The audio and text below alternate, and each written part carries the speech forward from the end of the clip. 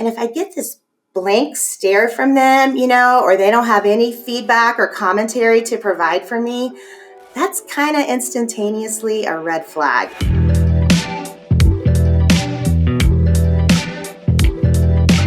Well, hey everyone, welcome to the Intentional Churches podcast, which gives you practical wisdom and insight into leading your church and aligning to the Great Commission. We've got a great episode in store for you today, but before we jump in, I want to invite you to consider attending the Intentional Churches Conference with your entire staff team next April. So at IC, we believe that the Great Commission should be a personal mission statement for everyone in your church, and this is the heart behind the Intentional Churches Conference. And the conference is priced lower than many other church leadership conferences and is designed with your whole team in mind. And this year, it's conveniently located in the Midwest. And so make sure you visit intentionalchurches.com/podcast for all the details and to register there. But like I said, we've got a great episode today. And as usual, I'm joined by Doug Parks. What's up, Erin? Hi, Doug. What's up? Good to be with you. And Doug, why don't you introduce our guest? Yeah, I'm excited for our listeners to hear from Tracy Bowen. She's from First Orlando, who I just want to say we are so grateful at IC for a partnership with First Orlando. They've helped and influenced and taught us so much. And so thank you all if you're listening at First Orlando. Tracy, thanks for joining us. And ironically, you're not in Florida. Where are you right now? No. Hi, Doug. Hi, Erin. I am actually live from Las Vegas today. I am in town because I get to join you guys next week for one of your activator trainings. So super excited to be here. Left some hot Orlando weather to enjoy some nice, breezy, cool Las Vegas weather. So I'm glad to be here. It was 36 at my house this morning. It was freezing here. Tracy, tell our listeners just a little bit about you and maybe just a little bit about First Orlando. We've talked to a couple people from First Orlando, but just a little bit of background on the history of First Orlando. Sure. So my name is Tracy. I have been on staff at First Orlando for 15 years, but really First Orlando has been my church home my entire adult life. So it's a really special place to me, and that I get now to be a part of the staff and help lead and guide, especially our staff there. It's just something that means so much to me. But I am married to my husband, Brian. We are getting ready to celebrate 27 years of marriage. So that's super fun. Congrats. We have 3 adult children. Thank you. 2 of them are married. But the best thing that I can tell you about me is that 2 years ago, yesterday, I became a grandmother. And now I have 2 very, very sweet granddaughters, and my life is very full and very fun. I'm super blessed to have the great family that I have and to be a part of First Orlando. Doug, you mentioned our partnership, and right back at you. We are so grateful for you guys and for what you've done to help make us better. That's great. And Tracy, tell us, our listeners, about your role, because this is, I don't know that we've ever had anybody on the show in your role. So Yeah. So I have this super great bougie title called Managing Director of Staff Engagement and Culture. That title stemmed from, it's kind of funny, right? It's a lot to say. It stemmed from a practice that we do at First Orlando called an engagement survey. So every year we survey our team to figure out kind of where we are with our culture and how happy our staff are. And from the very first one that we did, it was recommended to our leadership team that we kind of take a position and make them in charge of driving our culture and making sure that that culture is good and it's rich and it becomes a fulfilling place to work. So that got combined with all the normal HR duties that a person would do in an organization our size. But I get to have that title because it is really just one of my big focus points, to look at our culture and just make sure that we're doing everything we can to keep driving it and keep it going in the right direction. First Orlando is, I think, like one of the pioneering churches of how to use ChurchOS to align staff kind of in the same direction. So maybe talk to us about your personal journey kind of into the intentional churches world, and how is IC shaping the way you think about culture and HR and things like that? Yeah, so when I stepped into this role, I get to report to the amazing Matthew Robinson, who I know both of you know really well. And not too long after stepping into this role, he hands me a copy of the Intentional Churches book. And he says, first, read it. Second, he writes a note inside and he says, hey, this is going to be really foundational for our team. Let's figure out, how do we make this a part of our onboarding process? How do we go ahead, like right from the beginning, and get people on board with these concepts so that when they step onto our team and get in front of their manager and start to interact with our people, they already have a foundation of what we call our common language that stems from IC and the tools and the concepts there. So that was kind of my first introduction. And probably about 2 weeks after being handed the book, he comes back and he says, oh, by the way, our next VIP team is getting ready to launch and you're going to be a part of it. So I got to dive right in. And that was a time when we were coming back from COVID and we were looking at how are we going to relaunch some of our programs. And that VIP was called Dream Again. And it was a phenomenal experience. I got to partner with my good friend Haley Malone on that one. And so it was just a great experience and a great way to kind of dive in head first and start to learn about IC.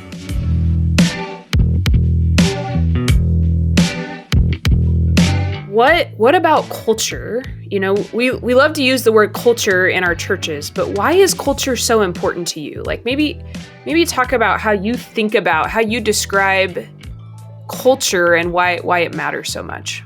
That's a great question. So when I stepped into this role, I created this really lofty goal that when I look back on it, I kind of laugh at myself now. But I really had this desire to create this environment at First Orlando that we would become an irresistible workplace. And what that meant to me was if one of our team members got an offer from somebody else that might have been more money, bigger church, maybe more responsibility, they would think long and hard about letting go of what they had at First Orlando, because what we have going on is really unique and really special. And I wanted each one of our staff members to kind of feel that. And so it's not something that happens easy. It's something that you have to be super intentional about. And it involves a lot of different things, but it's been really interesting to see how all of our IC concepts have really just joined together with how we want to drive our culture and help us create kind of this foundation for the way we train our people, the way we communicate with our staff, the way we appreciate our people, and the way we help provide clarity. I think that's probably one of the biggest things this does for us. I can write a job description and I can tell you 15 different tasks that you're supposed to be creating and doing on a weekly basis. But if I just say to you instead, hey, at First Orlando, we're here to follow Jesus and lead others to do the same, and we want to create more and better disciples. That's super clear, and that they know that we are going after the one and that everything they do centers around putting it through that one aware filter. And that really has just kind of become the foundation of our culture and how we've been able to drive that. Well, Tracy, for our listeners, I want to hear, with respect, I would say when I came first, I don't even remember now, 7 or 8 years ago to work with the team, and the difference in the culture, for no slam on the culture in the team, in the staff team then, but the difference is palatable. I was just there recently, and I think you had 20 or so newer hires that we were running through kind of a couple hour experience. And the energy in the room, the camaraderie, you could just tell it's incredible. So kudos to you. And I'm really excited. Hopefully we can get under the hood of how you've done some of that, because again, with respect to the culture that was already there, it has improved so vastly, just to my naked eye and experiences with you all. So, yeah, I don't know. Do you have any thoughts just right away while I'm kind of teeing it up? Like, how did we get here where the culture is better? And I also want you to try to keep in mind some of our churches are smaller that are listening. And how would you even like shape some of this thinking for them if they weren't able to have a role like yours? So anyway, 2 big questions there. Yeah, absolutely. Well, first, thank you. Thank you for telling me that you see that. I think probably what you're sensing is a group of people who actually enjoy hanging out together. And it shows, right? It shows because when you walk into a room and our staff are in there, it's rare that you would walk in and no one's saying anything, because people are hanging out and they're talking, and they're not just talking about work, and they're not just talking about church. They're talking about their lives and what's going on, because those relationships have gone deeper. And so I appreciate you telling me that you saw that. And it's honestly, it's fun to be a part of it. Talking about kind of just some real practical things that we've done. One of the first things that we do now when we know we're getting ready to make that offer to someone, I'll go ahead and send them a copy of the Intentional Churches book. It's really just the first step into the onboarding process that we're doing. It's already come up in conversation, because it's definitely part of our interview process and kind of what we are talking about. But I'll go ahead and send them that book and say, hey, I want you to go ahead and start reading this. You're going to hear a whole lot more about it as we move forward in this process and as you step onto our campus. When we are in the hiring process, like a lot of organizations, we hire for the 4 C's: character, culture, competency, and chemistry. The culture piece obviously is one of the portions of it that I kind of take ownership for. So it's helped me to start asking better questions, I think. So, for example, something super practical that I will do in my conversation with someone as we're walking through this interview process, I might start going down the line of, hey, tell me about what part of Orlando you live in. And they may say something to me like Dr. Phillips, which is one of our suburbs. And I'll say, oh, great, that's an awesome area town. Which neighborhood are you in Dr. Phillips? And they'll say Orange Tree. And I'll go, oh, I love Orange Tree. I have some friends in there. Hey, tell me a little bit about your neighbors. And if I get this blank stare from them, or they don't have any feedback or commentary to provide for me, that's kind of instantaneously a red flag, because what I'm hearing is you're not a person who cares enough to walk outside your front door and start a conversation with the people who live right next door to you, and see if you can develop a relationship that hopefully one day will point them to Jesus. So that's a really practical awesome first step that we're doing at First Orlando to help make sure this person is going to step onto our campus and fit well with our culture. That's great. Oh, man. Sneaky yeah, smart. That's so good. Yeah, that's really good. How have you seen, you kind of just alluded to it with people being aware of even who's in their life and having the, the willingness to engage people, close to them, far from God, to use IC language, engage their ones, even be a person that has ones, right? How have you seen this kind of alignment to the Great Commission, this personal ownership of it, evolve in the staff? And maybe you could talk about the staff and in yourself, but I know this has been a real focus of First Orlando. And so how have you guys, what have you noticed as that has grown? So I'd love to share just a personal story that has happened in my own life. I will just be super honest and transparent and tell you that this plays out way better in my husband's life than it does in mine. And so he's provided leadership for our family in that, and I'm really grateful for that. About 6 years ago, we were starting our empty nest journey into life, and so we decided to buy a home and renovate it. Great fun. We bought this home, and it's on a cul-de-sac. A cul-de-sac, as you know, is a way that can easily be a place to develop relationships and get to know people. Well, 5 days after moving into this fixer-upper house that we're going to renovate, that we had already kind of started to tear apart while living in it, a hurricane hits Florida. Lovely. Which means our power's knocked out for 8 days. We have kind of a already halfway torn apart house. But you know what? I walk out into my cul-de-sac and I look around, and every one of my neighbors, though their houses weren't torn apart, they also didn't have power. And right away, we had the opportunity to start meeting people and developing relationships. And my husband was kind of leading the way on that. And he was, already just jumping into really meaningful conversations with the people on our cul-de-sac, which led to just a continued type of mode of operating, I guess, for our family, that we would come home and immediately kind of walk outside and look next door and see who was out and start having conversations. Actually, right next door to us was a couple who were in their senior years, and my husband really just developed a strong relationship with the husband in that family. They would have what we called porch talks, because he would be sitting out on his front porch, and so my husband Brian would walk over and strike up a conversation with him.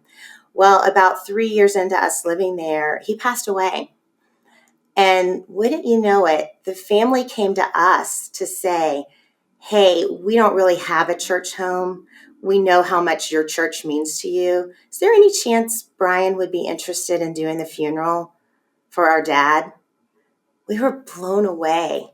Wow. And Brian, who has never done a funeral in his life, has always been very, very involved in church, immediately said, yes, I will do that. And got really, really soon got with our friend Danny Jarmus, who is our senior associate pastor, and said, hey, buddy, I need some help. How do I do a funeral? But those conversations that we had with our neighbors then led to this opportunity that Brian got to do the funeral for our neighbor, where probably about 150 people came, and he really got the opportunity in a very low-key, easy entry way, share the gospel with a big room of people that probably the majority of them were far from Christ. So Tracy, just a super awesome. cool story, right?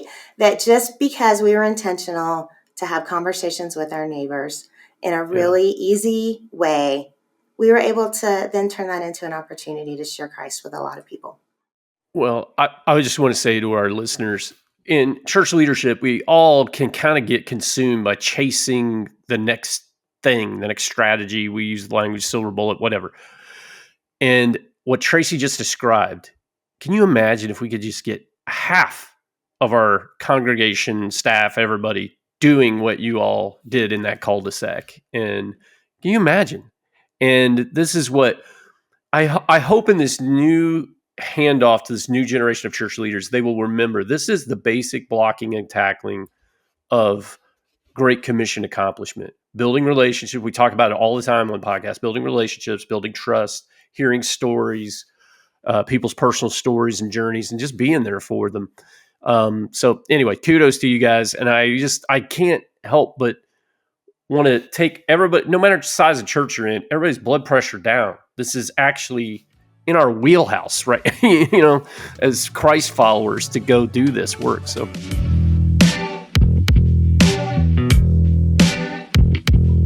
Yeah, Tracy, I'm curious, I love the personal story.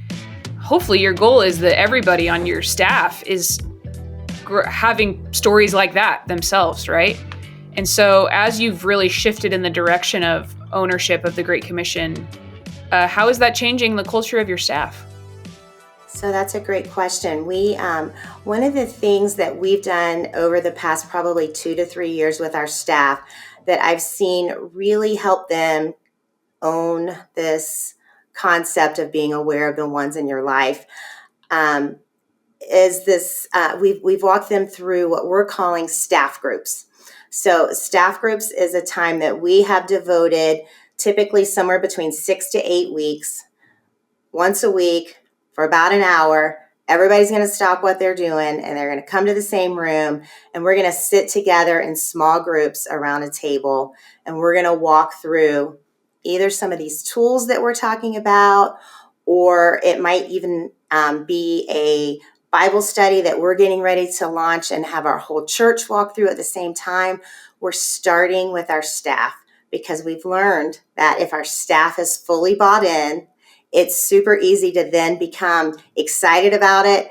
And that excitement can be contagious. And so then it can spread to our whole church. So I'm really thankful for our leadership, number one, that they have invested the time of our staff, because obviously we're pulling away from, our daily jobs and what we're normally doing on a Tuesday morning, and joining together as a staff and walking through these concepts and teaching them so that they can begin to grow in their ownership and then in their leadership of carrying out the IC concepts and being aware of your one.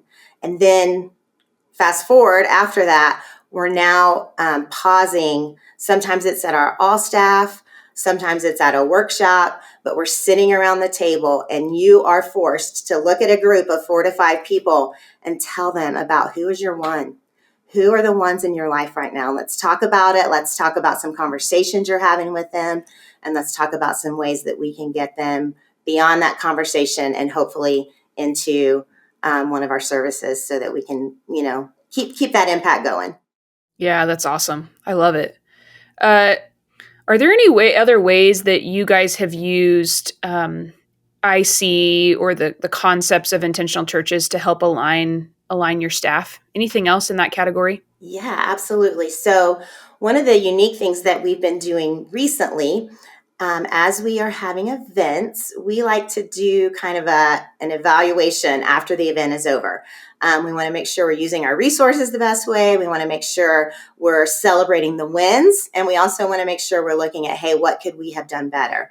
So we're fortunate at our church that we have 10 to 12 trained activators who are able to then step into another department with fresh eyes and with no bias and walk them through a 4 helpful list after they have completed that event. And that's honestly been huge for our teams because they've been able to have that evaluation period where we know this is a safe space. No one's condemning you. No one's telling you did a bad job. We're simply trying to make sure that what we've done was effective. And when we do it next time, how can we do it even better? And that's been super helpful for our team. And honestly, a super easy concept that really any church staff could develop and incorporate into their normal activity and normal rhythms after following up after events. That's great. It's so developmental what I hear you describing. And I just want to challenge all of our listeners who are church leaders, even if you're a volunteer leader, you can think this way. Like, think about a young staff member, maybe that's 28. I don't even know how old there's some young staff at First Orlando getting up in front of another team. Think about what that does for them, that they have to prepare for and think about critically and develop listening skills and question asking, let alone what it's doing for the team itself. So I just want to emphasize, if you are already engaged with intentional churches or even considering or orbiting it, this is one of the great things about it. We are all trying to develop and grow and become better. And that cross-pollination, collaboration, these are buzzy words, but networking is really going to be the future of where we're heading more and more. So yeah. Hey, I would love to share one more quick, just simple process that we've done as well. We're calling this Staff Serve Day. So we've done this now 3 different times. And this is centered around that concept that we're trying to get our people bought into the idea of surrendered living, right? So we have partnered with about 10 different organizations around our community in the city of Orlando, and we're calling them our partner ministries. And once a year, we take a full day, everybody on our staff, and I mean everybody from senior pastor all the way down, jumps in, and we as a team go together and we serve at one of our ministry partners. And that's been honestly a super fun experience for our team. And there's nothing that I think in this world that builds team bonding better than when you're sitting there and you're standing shoulder to shoulder and you're serving someone else together. So that's been another super easy, really practical way we've been able to incorporate some of these concepts into our staff to help align our staff around the IC concepts. Oh, it's so good. My next question was going to be around just practical insights that you might have. One of the things I appreciate about this podcast is we're always every guest we have has different practical insight to offer. And so, Tracy, I think the question I would ask for you in terms of practical insight for our listeners is there's a lot of listeners on here who probably are thinking about the culture of their teams, whether that's 3 people or 100 people, and thinking, I wish our culture was better. I wish our culture was more aligned. It's not what I want it to be. What are the first 1 or 2 steps you would advise someone do if they want to work towards greater, like a healthier culture and better alignment?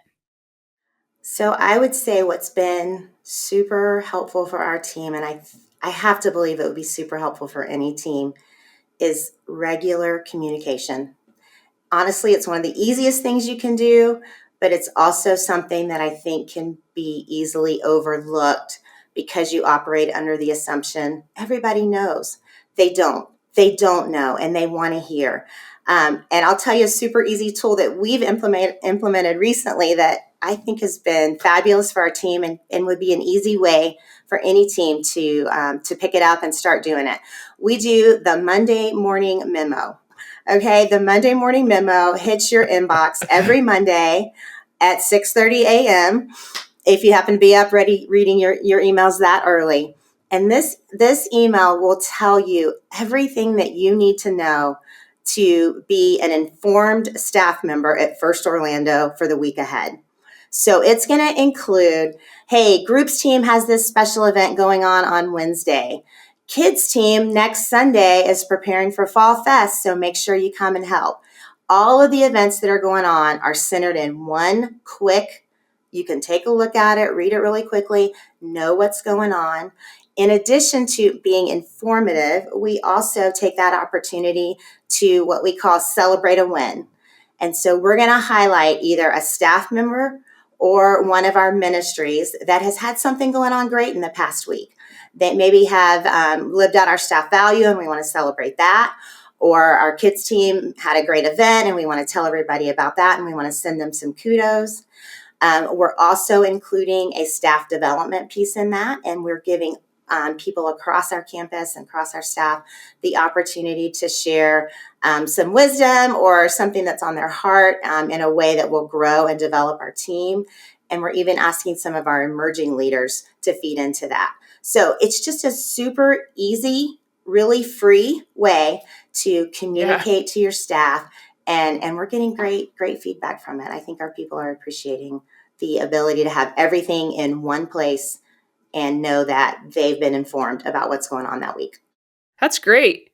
Tracy, thank you so much for jumping on with us. And I could ask you a million more questions. I'm so curious about the work you do and so grateful for the work that you do. So thanks for jumping on with us. Doug, as usual, thanks for being here. You have no choice, but thanks for being here. Yes, that's right. I'm captive. That's right. And to our listeners, thanks for listening to the Intentional Churches podcast. I just want to say, remember that the Intentional Churches Conference is next April, and it's designed for your whole team. So make sure you visit intentionalchurches.com/podcast for all the details and to register. And just so you know, this is our last episode of the year. So we'll be back in January with an all new season. But in the meantime, have a great Christmas and a happy New Year, and we'll see you soon.